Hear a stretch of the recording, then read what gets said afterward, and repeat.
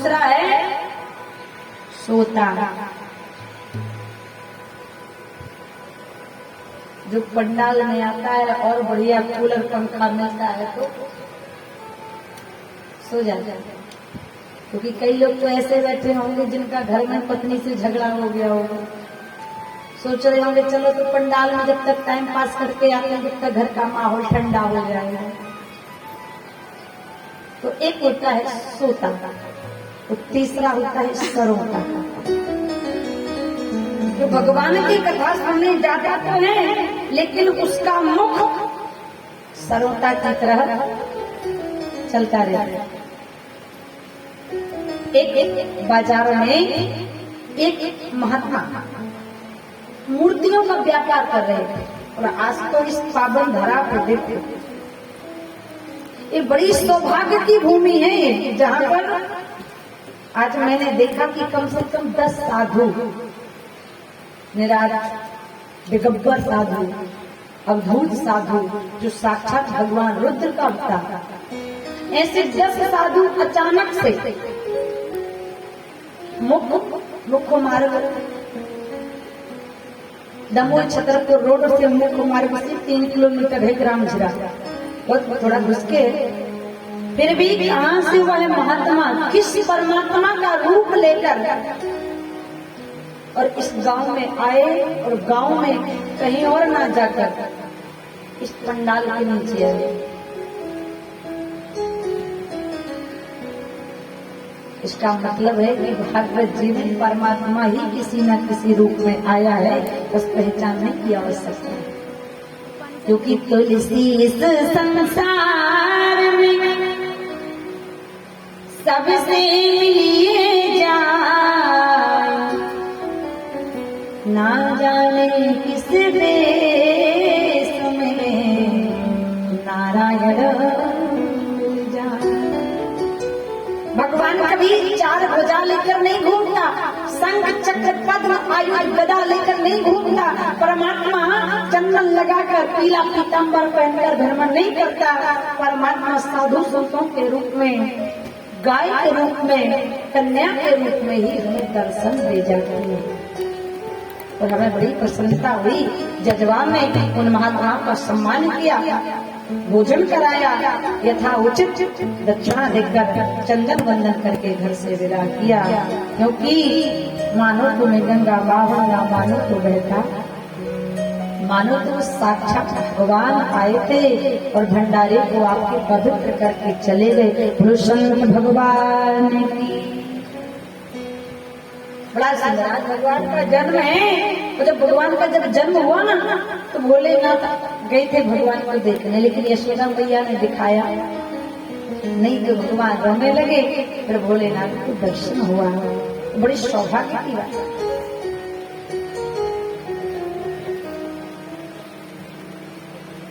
श्री सुखदेव जी महाराज महासंत हैं, बैठे हुए हैं आसन पर, ऊंचा सा आसन लगाया, आसन पर बैठे नीचे राजा परीक्षित ने कहा, हे प्रभु परमात्मा की कथा बड़ी अगूढ़ है। हे हरि चरितामृतम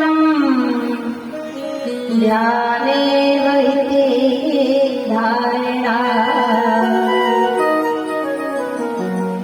भगवान की चरित्र की कथा बड़ी अनमोल है। हे सुखदेव जी महाराज मुझे रोकिए मत, आप अपनी वाणी को रोकिए मत, अब तो आप मुझे कथा सुनाते गए।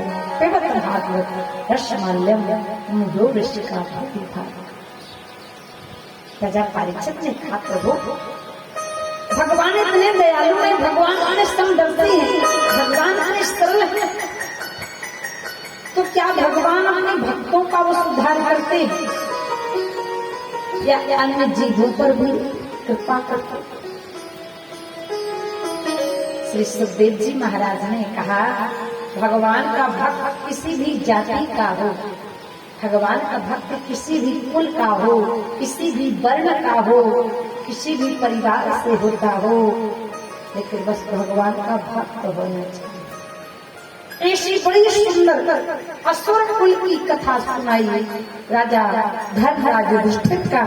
और नारद जी का संवाद में सुखदेव जी राजा परीक्षित से कहते हैं, हे परीक्षित, एक बार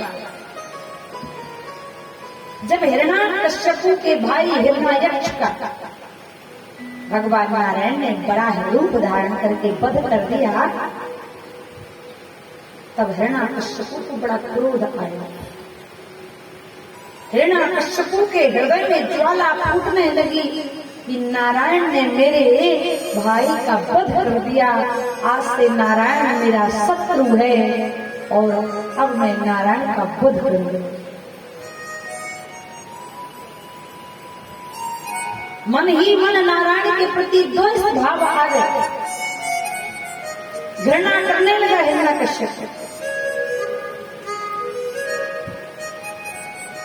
हिरण्याकश्यपु की पत्नी का नाम था कयाधु और हिरण्याकश्यपु को 3 पुत्र, हाद, अनुहाद, आहाद, और चौथे में उसकी पत्नी गर्भवती थी। 3 पुत्र और चौथे में उसकी पत्नी गर्भवती थी। अब हिरण्याकश्यपु ने मन ही मन ठान लिया कि मैं नारायण से बदला लूंगा। मेरे भाई हिरण्याक्ष का वध किया और कहते हैं दुनिया में फूट अनेकों हैं पर भाई भाई से फूट नहीं। तो दुनिया में फूट अनेकों हैं पर चित्रकूट सम, तो दुनिया में लूट अनेकों हैं पर राम नाम से लूट। मैं अपने भाई की मृत्यु का बदला लूंगा नारायण से। गया तपस्या करने,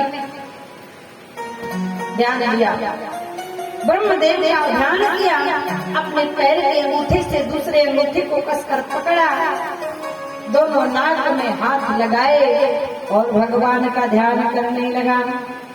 ओम ब्रह्मदेवाय नमः। अब जब तप करने लगता है हिरण्याकश्यपु, उसी समय में एक तोता, एक सुख तोता जाता है और उस हिरण्याकश्यपु के कान में कहने लगता है, कहो नारायण। हिरण्याकश्यपु तप कर रहा और तोता गया कहने लगा कान में, कहो नारायण। अब वो कहां से कहे नारायण, हम भी कहें ये कहो नारायण। तो वो लोग तो नारायण बोल देंगे जिनके मुख में कुछ है नहीं, लेकिन वो नहीं बोल सकते जिनके मुख में राष्ट्रीय तानसेन और तंबाकू हो। बोल सकते, बोलना भी चाहेंगे तो नहीं बोल पाएंगे, क्योंकि राधे कृष्ण भी कहेंगे भैया हम उनके मुख में कैसे जाएं, क्योंकि पहले से हाउसफुल है। वह स्थान व्यर्थ होता है। बोले कौन सा? बोले जिस मुख में परमात्मा का नाम नहीं आता वह स्थान व्यर्थ होता है। एक कथा में साधु जी ने कहा, महात्मा जी ने, कि भगवान तो सर्वत्र है, हरि व्यापक सर्वत्र समाना, प्रेम के प्रकट होई में। एक सज्जन खड़े हो गए, अरे महात्मा जी आपने कहा हरि व्यापक, हरि हर जगह, यद तत् सर्वत्र, ऊपर नीचे दाएं बाएं हर जगह भगवान है। तो महात्मा जी ये बताओ फिर गुटखा खाकर, तंबाकू खाकर, पान पराग खाकर थूके कहाँ? तो हर जगह भगवान है, तो कहाँ था? महात्मा जी ने बड़ा सुंदर जवाब दिया, भैया अगर थूकना है तो जाओ वहां थूकना। बोले कहाँ? बोले वह स्थान व्यर्थ माना गया, भगवान तो हर जगह, लेकिन वह स्थान व्यर्थ है जहाँ राम नाम नहीं, कृष्ण नाम नहीं। बोले कहाँ? कि जो कि राम नाम नहीं आवा,